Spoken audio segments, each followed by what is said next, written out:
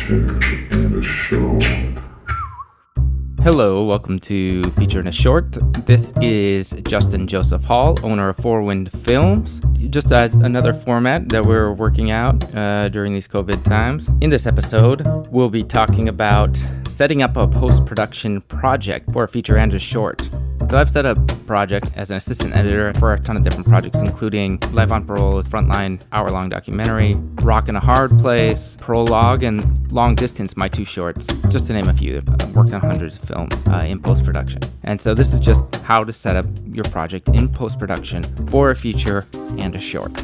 This particular episode is for anybody who wants to learn more about post-production, but it requires a lot of previous knowledge. And people who don't know these specific terms, if you have any specific questions about anything, please feel free to write me, justin.joseph.hall@fourwindfilms.com.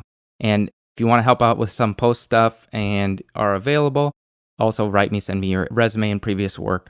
We're always looking for talented assistant editors. So, a lot of the jobs are similar between features and shorts. What differs the most is which software editing do you use? Avid or Premiere are the two professional editing software programs. DaVinci is not there yet, and I don't know if it will be. Final Cut X is not a professional program. It is a prosumer program, and it was built for that. That's why people don't use it anymore in the industry. And a lot of this has to do with, does it work nicely with others? Is it easy to organize? How hard is it to online properly in the end? And what I always suggest is anything over 20 minutes, anything that has quite a bit of footage, you should be on Avid because its organization tools are much better suited for larger projects. However, Premiere is much better and much easier for turnovers and a lot more flexible for importing and using different codecs and different kinds of cameras. And so it's way more flexible than the really drudging initial part of Avid. On smaller budgets, Premiere is usually cheaper on shorter projects. Avid, I would say, is usually cheaper on longer projects because it makes you be more organized. I am cutting a feature film, Frames of Reference, the documentary that I'm directing and editing. I started on Final Cut 7, which is also a great program, but it's obsolete now. It hasn't been updated in years. But I brought it over to Premiere as I'm playing assistant editor on this doc as well. And it is really not fun. And the worst thing is the indexing of the audio wave files takes forever. And if it goes offline, it's a big problem. And it can fill up your computer if you don't have it set up properly. And sometimes I have to wait 5 or 6 hours before I can even start working. That doesn't really happen with Avid. As long as you have all the media on a certain drive and backed up, you can go anywhere very quickly. Premiere, it is not very easy to switch computers, and it's not very nice at working with multiple people. Faster turnaround time, Premiere. Longer turnaround time, Avid. The biggest difference between a feature and a short, often shorts have a lot less budget and a lot less wiggle room than on a larger feature film. So, for example, for Prologue, the short film that I shot is a narrative film, I hired an assistant to do a couple small jobs. Basically, transcode, sync, bring it into Premiere because it's a 14-minute film, and you know that by how long the script is. This script was probably 15 or 16 pages, and we got it down to, I think, 14 minutes, so pretty close to a minute per page. Asking more questions only helps you organize your thoughts and your organization for the rest of the project. You should always be thinking, how can I organize to let this project expand in whatever direction it goes? Before you start out the project, you can ask, do they want any music that you have? Do they want you to do research for music? You might want to just bring in your music just in case you have to cut something for fun, for your blooper reel that you might cut. The other thing that you always want to talk about is what camera or cameras or source footage is going to be used. Is there archival if you're doing a documentary? What are these codecs going to look like? How is it going to look like for online finishing? Are you up-resing or are you down-resing? What is the standard codec that you're cutting at? Are you going to have to re-online afterwards? Or is the footage like DV footage that has terrible quality and you want to up-res it to ProRes HQ? And do you have the hard drive space to up-res it at the beginning? How much footage are you getting? You want to know your codecs and know them well. And again, the best resource for that now, I would say, is Wikipedia. There's plenty of other things to learn about, but that's really important. So, when you're organizing, you should always be thinking about what is the most efficient way to organize this project. What's the least amount of folders I can do where everybody looks at the folder structure and can understand it right away. Then we talk about folder structure. Folder structure for shorts aren't usually as big of a deal because you're not in it as long, but I like to keep them consistent for feature and shorts. So I've created a template for this after years and years of working in the industry.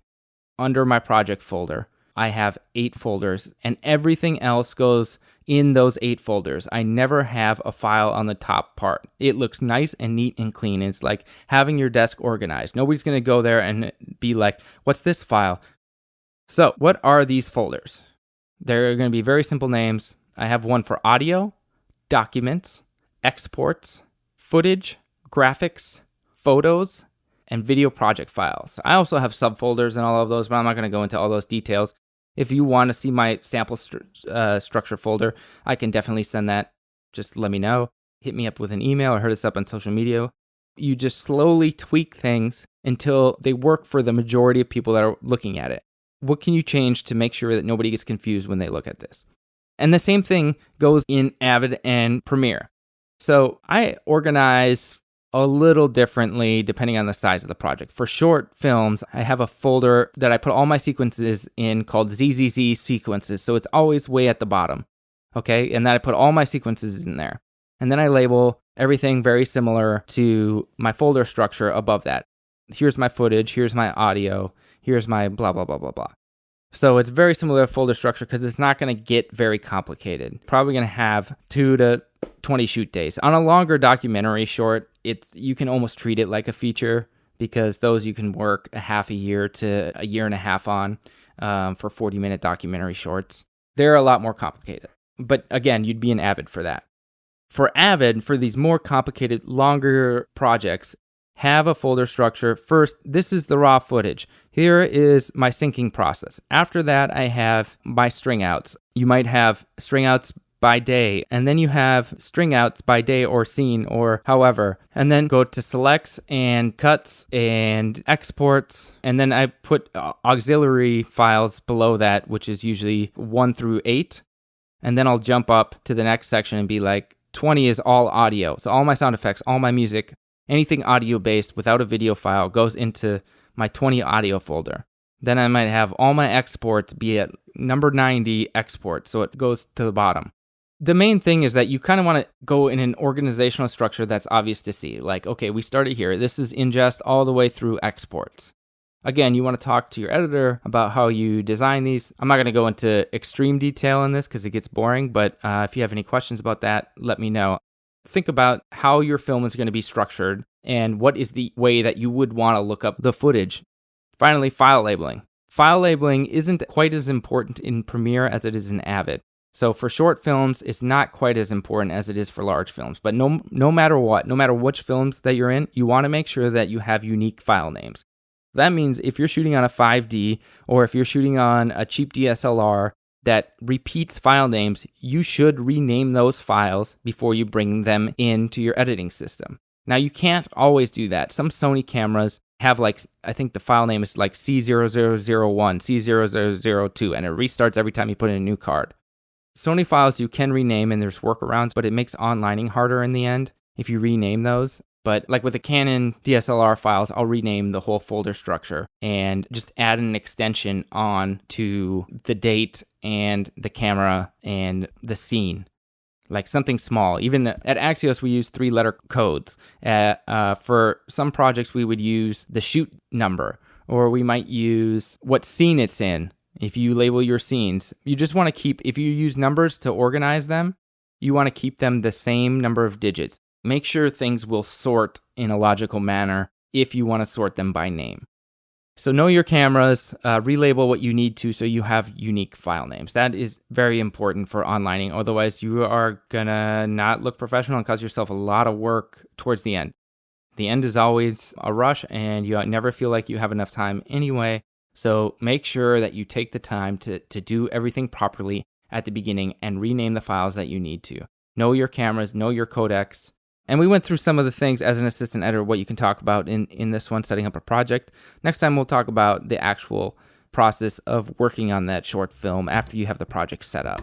So if you have any questions, let me know. And in a forecast to look forward to, we've come close to finishing our first season of Artist in City. It's a series that examines an artist's career life output. Our sample season is Marcellus Hall, an artist in New York City, where you can see Mars, who was born in Minnesota, moved to New York City and has lived here ever since, creating illustrations and music. And we used all of those illustrations and music to create a documentary in 5 separate interviews that we did with him. It's about 32 minutes long, the whole season in total, and the episodes are broken down into sections that are less than 10 minutes.